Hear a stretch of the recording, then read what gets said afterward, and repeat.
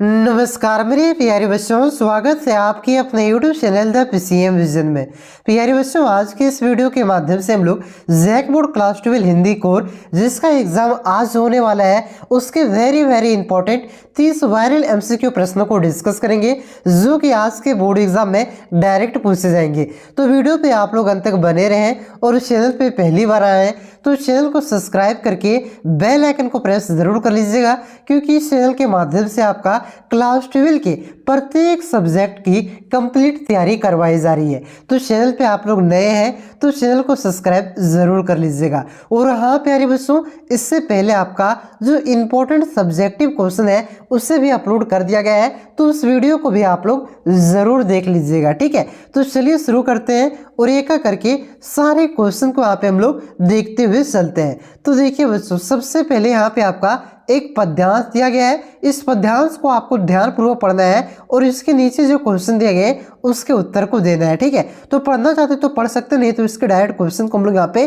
Discuss करते हुए चलते हैं। तो देखिए पहला क्वेश्चन क्या है कि कवि की क्या अभिलाषा है। तो कवि की क्या अभिलाषा है, तो गरीबों और वंचितों की मदद करने की अभिलाषा है। ऑप्शन नंबर 20 का करेक्ट आंसर होगा। उसके बाद देखिए अगला क्वेश्चन क्या दिया गया है कि पद्यांश में किन लोगों को सुखी बनाने का संकल्प लिया गया है। तो ये जो पद्यांश है इसमें यहाँ पे आपका उन लोगों को सुखी बनाने का संकल्प लिया गया है जो लोग गरीब एवं भिखारी हैं, जो लोग असहाय हैं और जिन पर किसी की छाया नहीं है। यानी कि ये तीनों लोगों को ऑप्शन नंबर डी इसका करेक्ट आंसर होगा। इस सभी को सुखी बनाने का संकल्प लिया गया है। अगला क्वेश्चन देखिए क्या दिया गया है कि पद्यांश में हम शब्द किस अर्थ में प्रयुक्त हुआ है। तो ये जो यहाँ पे हम शब्द का प्रयोग किया गया है ये किस अर्थ में प्रयोग किया गया है, तो ये देशवासियों के लिए प्रयोग किया गया है। ऑप्शन नंबर ए इसका करेक्ट आंसर होगा। अगला क्वेश्चन देखिए क्या है कि प्रस्तुत पंक्तियों में किस प्रकार का भाव निहित है। तो प्रस्तुत पंक्तियों में आपका देशभक्ति का भाव निहित है। ऑप्शन नंबर सी इसका करेक्ट आंसर होगा। अब देखिए यहाँ पे आपका एक गद्यांश दिया गया है। इस गद्यांश को आपको ध्यानपूर्वक पढ़ना है और इसके उत्तर को देना है। तो पढ़ना चाहते तो पढ़ सकते हैं, ठीक है, चलिए, लेकिन कोई दिक्कत नहीं, सिर्फ क्वेश्चन को किस प्रकार से सॉल्व करना है ध्यान दीजिए। देखिए क्वेश्चन क्या है कि सबसे पर ओ की ओर अग्रसर होने का क्या अर्थ है। तो सबसे पर की ओर अग्रसर होने का अर्थ है आपका परोपकारी हो जाना। ऑप्शन नंबर डी इसका करेक्ट आंसर होगा। उसके बाद देखिए अगला क्वेश्चन क्या दिया गया है कि एक शिक्षित व्यक्ति में समाज कल्याण के लिए निम्न में से क्या होना आवश्यक है। तो एक शिक्षित व्यक्ति में समाज कल्याण के लिए निर्बल की सहायता करना ये होना आवश्यक है। ऑप्शन नंबर ए इसका करेक्ट आंसर होगा। उसके बाद देखिए अगला क्वेश्चन क्या दिया गया बच्चों कि शिक्षा से विद्यार्थी में किस गुण का विकास होता है। तो शिक्षा से विद्यार्थी में आपका कौन से गुण का विकास होता है। तो पहला ऑप्शन आपका स्वार्थ पूर्ति की, दूसरा ऑप्शन आपका रचनात्मकता का और तीसरा ऑप्शन आपका अनुशासनहीनता का। तो इनमें से कोई नहीं, तो किसका विकास होता है, तो रचनात्मकता का विकास होता है। ऑप्शन नंबर 20 का करेक्ट आंसर होगा। अगला क्वेश्चन देखिए क्या दिया गया है कि प्रस्तुत गद्यांश किस विषय पर आधारित है। तो जो प्रस्तुत गद्यांश है बच्चों ये आपका शिक्षा के महत्व पर आधारित है। ऑप्शन नंबर सी इसका करेक्ट आंसर होगा। अब देखिए यहाँ से आपका रचनात्मक लेखन तथा अभिव्यक्ति और जो माध्यम है वो टॉपिक शुरू हो रहा है, काफी ज्यादा इंपॉर्टेंट है।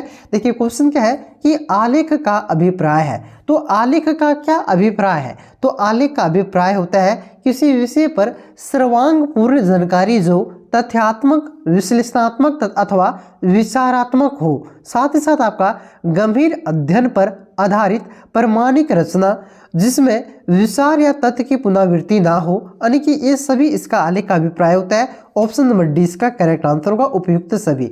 उसके बाद देखिए अगला क्वेश्चन क्या है कि फीचर में तथ्यों की प्रस्तुति का ढंग कैसा होता है। तो कई बार क्वेश्चन करवाए हुए हैं, 11वीं क्लास में भी पढ़े होंगे, मनोरंजक होता है। ऑप्शन नंबर सी इसका करेक्ट आंसर हो जाएगा। उसके बाद देखिए अगला क्वेश्चन क्या दिया गया है कि संपादकीय किसे कहते हैं। तो संपादकीय किसे कहते हैं, तो देखिए संपादकीय किसे कहते हैं ध्यान रखिएगा। संपादक द्वारा लिखा गया विचारात्मक लेख को संपादकीय कहा जाता है, ठीक है।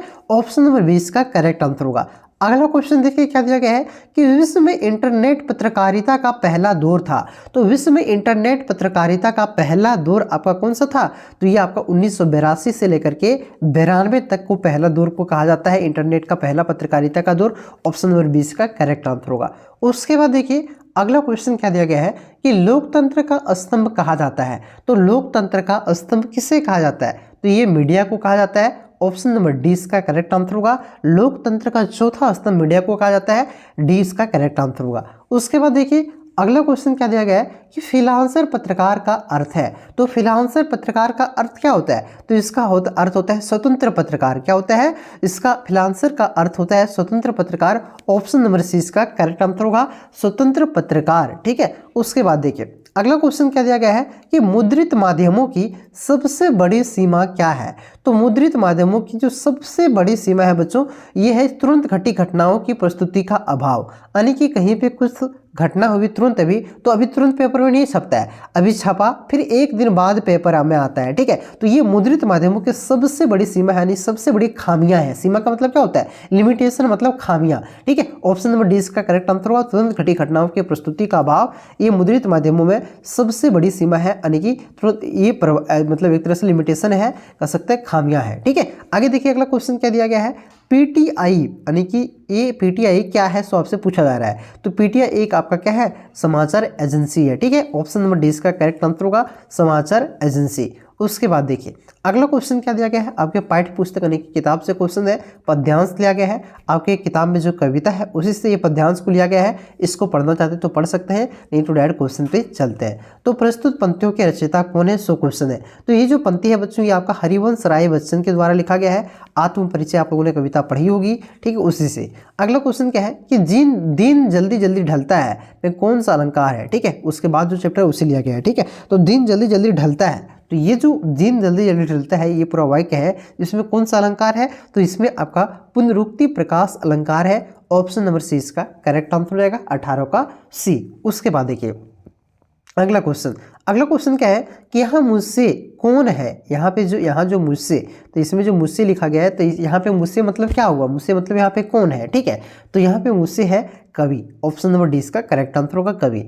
अगला क्वेश्चन देखिए क्या दिया गया है कि यहाँ किस प्रकार के व्यक्ति की बात की जा रही है? ठीक है। तो यहाँ पे कौन से प्रकार के व्यक्ति की बात की जा रही है? तो यहाँ पे आपका एकाकी जीवन बिताने वाले व्यक्ति की बात की जा रही है। ऑप्शन नंबर 20 का करेक्ट आंसर होगा, एकाकी जीवन बिताने वाले व्यक्ति। आगे देखिए अगला यहाँ पे क्या दिया गया है, एक आपका गद्यांश दिया गया है। इस गद्यांश को आपको ध्यानपूर्वक पढ़ना है और इसके उत्तर को देना है। और ये भी गद्यांश आपके किताब से ही लिया गया है। ठीक है। तो इसको पढ़ना चाहते तो पढ़ सकते हैं, इंपॉर्टेंट है। चलिए देखिए क्वेश्चन पे आते हैं हम लोग कि यहाँ कौन सा सामाजिक मुद्दा दिखलाई पड़ता है, यानी कि इसमें जो जिक्र किया गया है इसमें कौन सा सामाजिक मुद्दा दिखलाई पड़ता है? तो यहाँ पे आपका लिंग भेदभाव के सामाजिक मुद्दा को दर्शाया गया है। ऑप्शन नंबर सी इसका करेक्ट आंसर होगा। लड़का लड़के के बारे में अधिकतर बात किया गया है, लिंग के बारे में। ठीक है। चलिए आगे देखिए अगला क्वेश्चन क्या है कि प्रस्तुत पंक्तियां किस पाठ से ली गई है? तो ये लिया गया है किससे? भक्तिन से।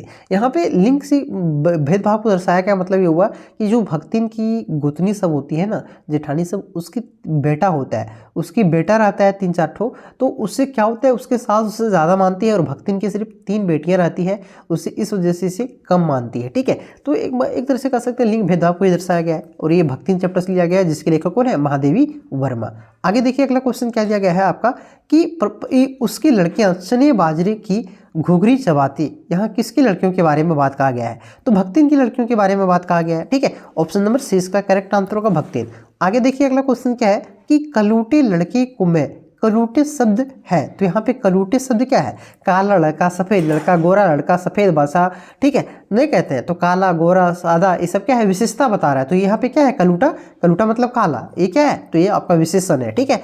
ऑप्शन नंबर डी इसका करेक्ट आंसर होगा। अब देखिए किताब से क्वेश्चन, इंपॉर्टेंट क्वेश्चन, ध्यान दीजिएगा। क्वेश्चन क्या है कि इंतजार करते हैं आप भी उसके रो पड़ने का, यहाँ किसके इंतजार की बात कही गई है? तो यहाँ पे आपका अपाहिज का इंतजार की बात की गई है। अपाहिज जो विकलांग व्यक्ति एक कैमरे के पीछे ऐसे ऐसे सवाल पूछता है पत्रकार कि रो पड़ने का पत्रकार इंतजार करता है, ताकि ये जो उसका जो दृश्य है ये एक तरह से क्या हो, आपका मनोरंजक हो और टीआरपी मिले उसे, ठीक है, और उसके मतलब एक तरह से वायरल हो वीडियो, एक तरह से कह सकते हैं प्रसिद्ध हो जाए, ठीक है। तो यहाँ पे अपाहिज का बात किया जा रहा है, ऑप्शन नंबर 20 का करेक्ट आंसर होगा। अगला क्वेश्चन क्या है कि लक्ष्मण मूर्छा और राम का विलाप प्रसंग रामचरितमानस में के किस कांड में वर्णित है? तो ये जो लक्ष्मण मूर्छा और राम का विलाप प्रसंग है, ये रामचरितमानस के कौन से कांड में आपका एक तरह से कह सकते हैं वर्णित है? तो ये आपका लंका कांड में वर्णित है, यानी कि लंका में यहाँ पे क्या होता है, लक्ष्मण मूर्छित पड़ जाते हैं, तो लंका कांड एक तरह से, ठीक है। ऑप्शन नंबर 6 का करेक्ट आंसर होगा।